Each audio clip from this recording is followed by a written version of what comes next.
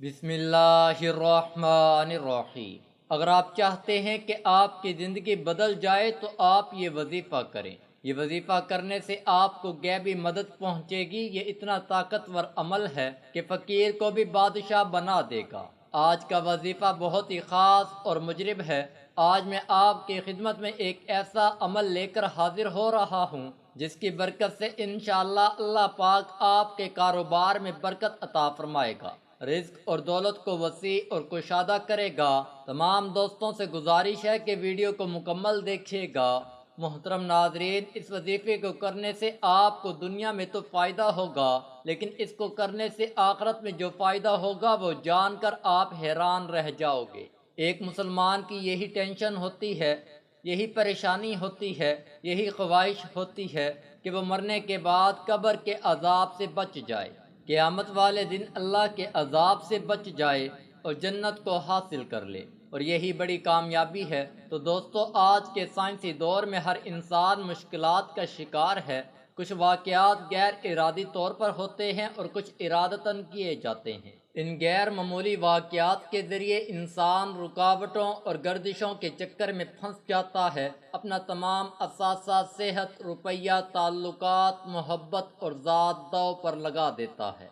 इसे अपनी किस्मत पर शक होने लगता है। शादी, कारोबार, रिश्ता ना आना, रिश्तेदारों की मुखालफत, जल्द शादी का ना होना, कारोबार चलाना लेकिन ना चल पाना, मुखालफतों की रोक टोक, शैतानी असरात, क्या किसी ने कुछ करवा तो नहीं दिया, या मेरे ही साथ ऐसा क्यों होता है। ऐसी तमाम चीज़ें ख़त्म करने के लिए आज मैं आपके लिए वो वजीफ़ा लाया हूँ जो आज तक आपको किसी ने वजीफ़ा नहीं बताया और ना ही कभी आपने सुना होगा। तमाम नाज़रीन से मेरी गुजारिश है कि वीडियो को मुकम्मल देखिएगा। एक शहर में एक औरत रहती थी जिसका खावंद वसाल कर चुका था। इसके खावंद के वर्सा में सिर्फ 3 दरम थे। इस बेवा को काफ़ी मुश्किलात का सामना करना पड़ रहा था। इसने वो 3 दरम पकड़े, बाजार में जाकर एक ऊन देखा और इसको पसंद आया तो इसने ऊन को खरीद कर घर ले आई। चंद दिन गुजरने के बाद इसने इस ऊन को बेच दिया, जिससे इसको 5 धर्म मिले। 2 धर्म से ज़रूरियात ज़िंदगी के लिए चीज़ें ले आई और 3 धर्म का फिर एक ऊन लेकर आई। इस तरह से वो अपने बच्चों की ज़िंदगी के लिए ज़रूरी सामान खरीदने लगी। एक दिन ऐसा हुआ कि इसने बाज़ार से कुछ ऊन खरीद कर घर आई। ऊन को रख कर बच्चों को खाना वगैरह देने में मसरूफ़ हो गई थी कि एक परिंदा उड़ता हुआ आया और इसके ऊन को उठाकर उड़ गया। वो ऊन इस औरत के रिज़्क का ज़रिया बना हुआ था। वो बहुत ज़्यादा परेशान हो गई और कहने लगी कि अल्लाह, मेरे रिज़्क का ये भी ज़रिया ख़त्म कर दिया है, अब मैं क्या करूँगी और कैसे अपने बच्चों का पेट पालूंगी। वो सीधी हज़रत दाऊद ताई के पास तशरीफ़ ले गई और इनको अपना सारा किस्सा सुनाया। हज़रत दाऊद ताई इस औरत की कहानी सुनकर अभी हैरान हो रहे थे कि दरवाजे पर किसी ने दस्तक दी। दरवाजे को खोलने पर 10 आदमी खड़े थे। आपने इन आदमियों से पूछा कि क्या मसला है। इन्होंने बताया कि हम समंदर में सफ़र कर रहे थे कि अचानक हमारी कश्ती में छोटा सा सुराख हो गया और कश्ती में पानी भरने लगा। हमें अपनी मौत का यकीन हो गया था। हम सब ने मिलकर अल्लाह से दुआ की कि ए अल्लाह, हम सबको इस मुश्किल से निकाल दे। तो हम सब मिलकर 10,000 धर्म सदका करेंगे। हम अल्लाह से ये दुआ कर रहे थे कि हमारी कश्ती में किसी परिंदे ने ऊन का गोला फेंक दिया। हमने इस ऊन के गोले की मदद से कश्ती के छोटे से सुराख को बंद किया और इसके ऊपर एक संदूक रख दिया। अल्लाह अल्लाह करके हम किनारे पर पहुंच गए। इस तरह हम इस मुश्किल से निकलकर आपके पास यहाँ आ गए हैं। यहाँ पहुँचते ही हमने किसी बुजुर्ग की तलाश शुरू कर दी ताकि इनके ज़रिए से हम अपना सदका किसी मुस्तहिक को पहुँचा सकें। हमको यहाँ किसी के बारे में इल्म नहीं था कि हमने किसी एक बुजुर्ग आदमी का नाम दरियाफ्त किया तो इन्होंने आपका नाम हमको बताया, इसलिए हम सब आपके पास आए हैं। ये लें 10,000 धर्म और जिसको आप इनका मुस्तहिक समझें इसे ये रकम अता कीजिए। हज़रत दाऊद ताई इन लोगों की बातें सुनकर बहुत हैरान हुए और साथ साथ बहुत खुश भी हुए। हज़रत दाऊद ने 10,000 धर्म पकड़े और पास ही बैठी इस औरत को दे दिए और इससे कहने लगे कि देखो, अब बताओ हमारा रब रहम दिल है या जालिम है। बेवा खातून दाऊद ताई के चेहरे की तरफ देखती रही और रो रो कर अपने रब कायनात का शुक्र अदा करने लगी। हमको चाहिए कि अल्लाह की ज़ात पर भरोसा करें और इसकी ज़ात पर यकीन रखें। وہ ہر کسی کو اس کی طاقت سے زیادہ نہیں آزماتا۔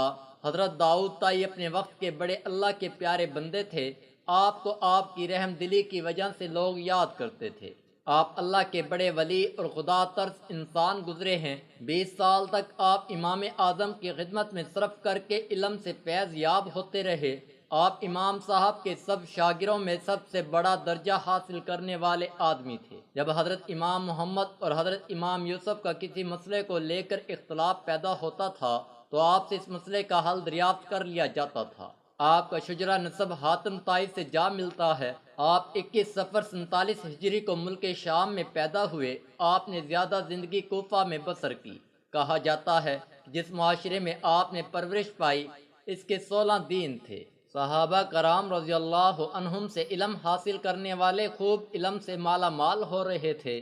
وہاں سے خواجہ داؤد طائی کو علم حاصل کرنے کا بہت اچھا موقع مل گیا۔ ہر شہر میں علم نبوت کا چرچا ہو رہا تھا۔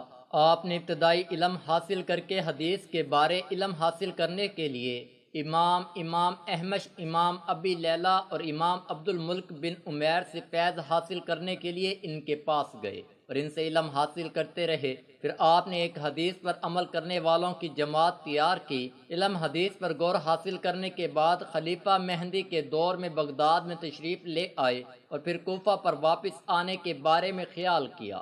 حضرت امام ابو حنیفہ کی جماعت میں شامل ہو گئے۔ 20 سال تک اس جماعت کے ساتھ منسلک رہے۔ علم فقہ پر عبور حاصل کیا۔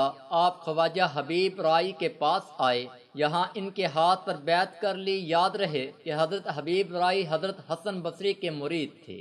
ایک دفعہ کا ذکر ہے کہ ایک آدمی آپ کی خدمت میں حاضر ہوا اور کہنے لگا کہ آپ کی چھت کا ایک چھتیر ٹوٹ گیا ہے۔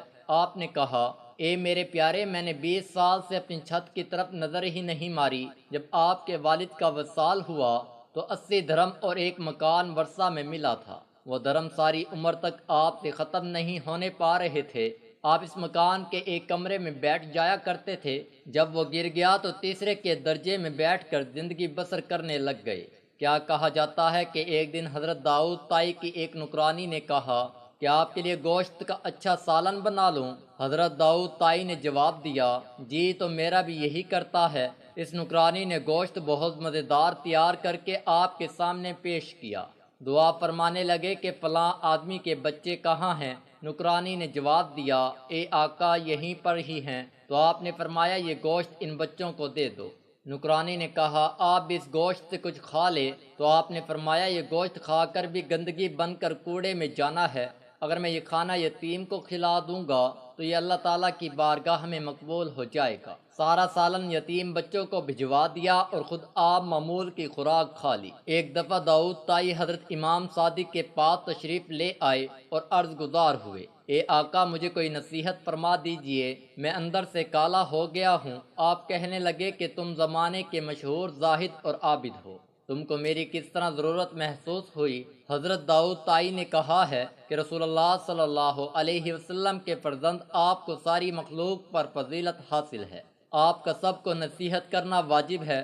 آپ نے فرمایا، اے داؤد طائی ہمیشہ اس کام سے دور رہتے رہو، ایسا نہ ہو جائے کہ میں کسی کو ایسی نصیحت کر دوں جو قیامت کے دن مجھے اس کا حساب ادا کرنا پڑے۔ بس یہ بات سن کر داؤد طائی روتے ہوئے فرمانے لگے، اے مرشد، اگر آپ ہی اپنے آپ کو اس قابل نہیں سمجھتے تو میں کس باغ کی مولی ہوں؟ میں زاہد و عابد ہونے پر کس طرح بھروسہ کر سکتا ہوں؟